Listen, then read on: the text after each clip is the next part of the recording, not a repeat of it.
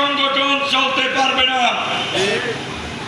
মনে রাখতে হবে এই জাতীয়তাবাদী পরিবার আমাদের একটি পরিবার।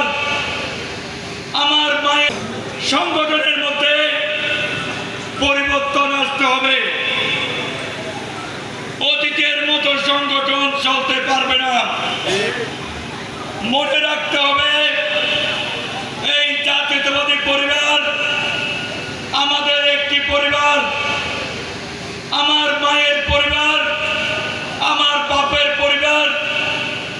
এইভাবে জাতীয়তাবাদী পরিবারের সবাইকে ঐক্যবদ্ধ করে যিনি রাখতে পারবেন তার হাতে আমরা নেতৃত্ব তুলে দিতে চাই।